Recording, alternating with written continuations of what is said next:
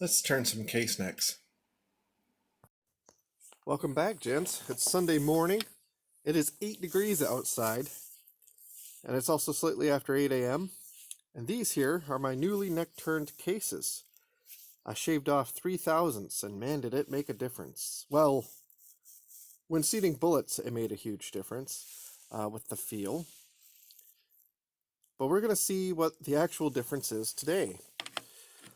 It's not going to be an exact apples-to-apples comparison because even though the neck diameter after sizing, with a mandrel by the way, was 282, and this is a 7mm round, which is 284, so we can say we have 2/1000ths of neck tension. However, the cartridge on your left has basically a total of 6/1000ths more brass, applying that much more pressure and force to the bullet. So even though they're both sized to 282, the neck tension, we cannot merely say the neck tension is 2/1000ths here. That's just physics at work. Anyway, they're both loaded up with Staball 6.5. Part of this test is going to see how do things work in winter versus summer. So when I'm done with my load work up here, I'm going to have to rework those up in summer, see what the differences are. But I'm getting way too far ahead of myself. Otherwise, my normal brass, CCI number 34 primers, Sierra Match Kings 150 grain. Let's see how they do. Okay, so remember, these are only going to be 4-shot groups because I split up my brass. Some of them are neck turned, some of them are not. These are the ones that are neck turned. So from the minimum charge, here we go. The next charge up, you can see most of the shots are there with that one outlier. I'm not going to say whether or not those are shooter induced because honestly, I don't feel like I'm doing the best today. It's a struggle, seriously. When I'm done shooting this, I'm going to shooting the video. I'm going to sit in my car, warm up, and drink some coffee while my rifle cools down. Anyway, so there's that one, and the highest, one step away from the highest. I can't even speak straight, it's so cold. And then finally, the maximum charge. So that's actually fairly consistent. I'm pretty happy with that. There's no drastic points of impact like what we've been seeing before. So far so good for Staball 6.5 and the Sierra Match Kings. But any in-depth analysis, I'm going to save for later because, like I said, I'm going to go warm up.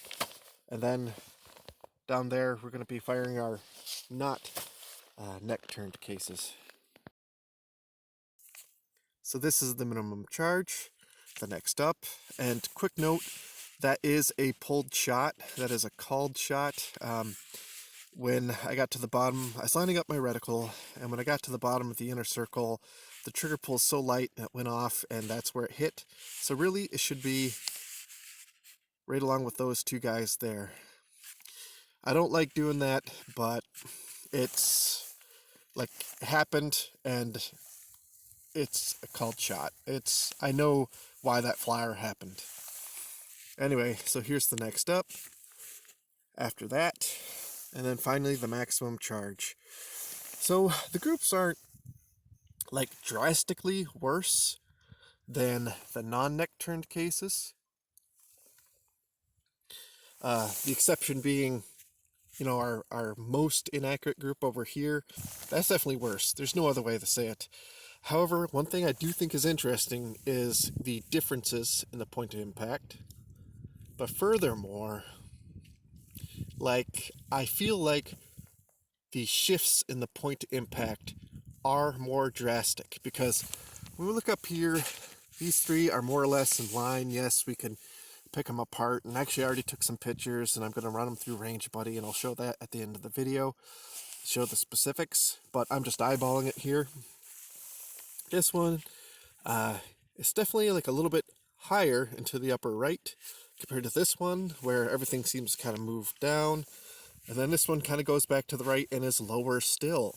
So I feel like for the non-neck turned cases, the way it affects the combustion of everything, or the harmonics of everything, is definitely more drastic.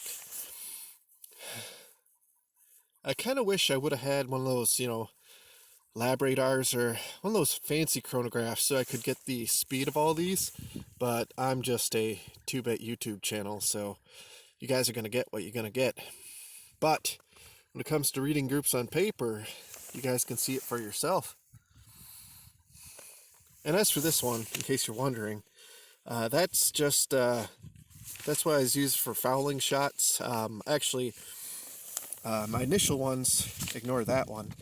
Those are my first 3 that I used for technically, but that was a case I botched with neck turning.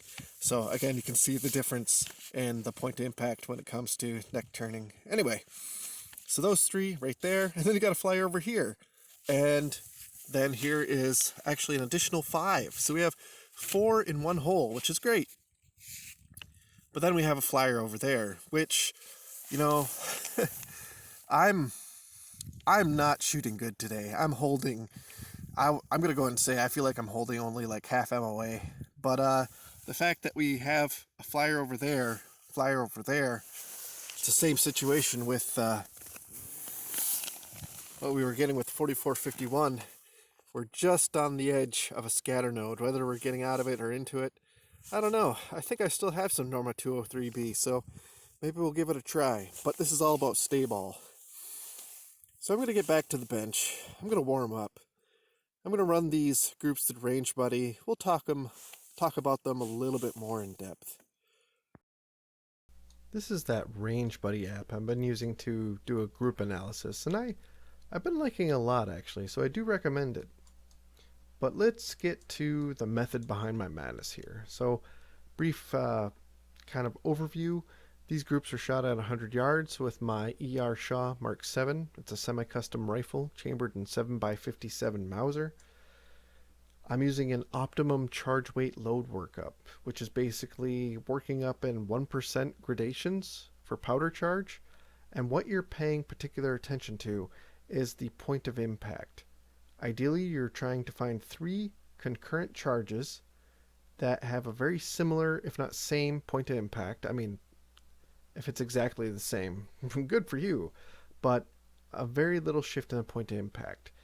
The idea being, this is going to be your harmonic node, or I dare say your accuracy node. From there, you go with whatever your middle charge is, and you do your seating depth analysis, or testing, rather, I should say. I'm going to be doing that the next range trip. I'm not sure if I'm going to do a follow-up video on it, but I'm getting too far ahead of myself. That said, these top 5 strings, these are with my neck-turned cases, and the point of shift of impact, or the points of impact, are all pretty much in the same ballpark, pretty close to one another. However, you'll notice that whereas the first 3, yeah, there is some, but they're pretty close. They're like within a 1/5 of an inch, if I remember right. Going from 3 to 4, there's a sudden shift up.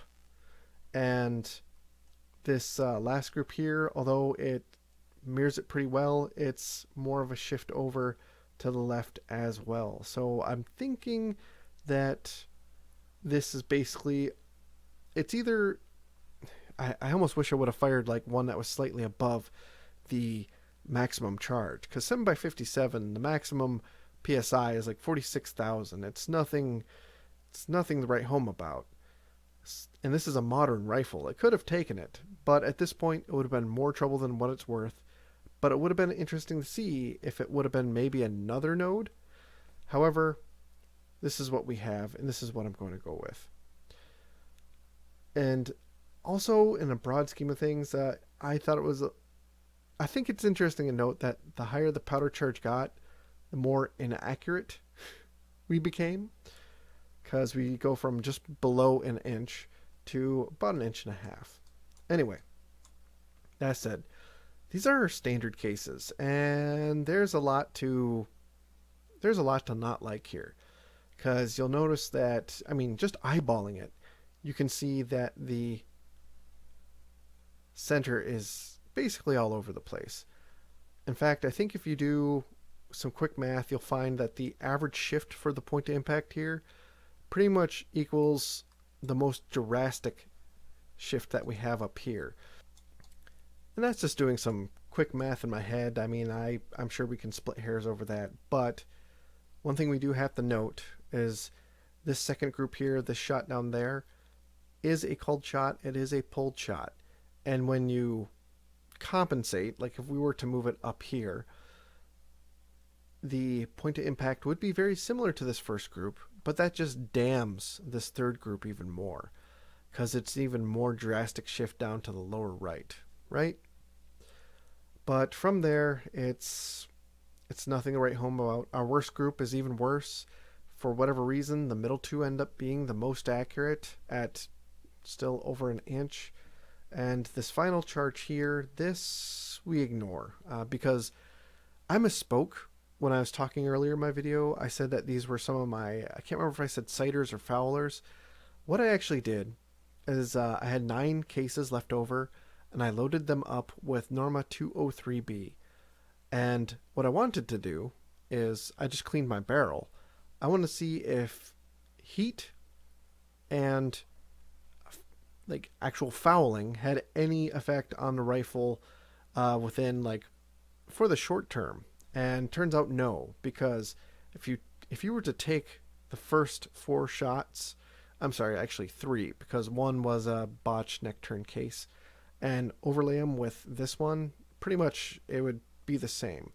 But I feel a little bit redeemed with myself that I got this nice tiny group here, but again, both of them had a flyer that shot a flyer out to the left. So it is what it is. I'm probably going to do some testing there as well. So yeah, in conclusion, neck turning really did help out. I mean, my average group size, yes, it's measurably better, and I feel like I could have done better here. But in terms of just the consistency for the point of impact alone, a world of difference.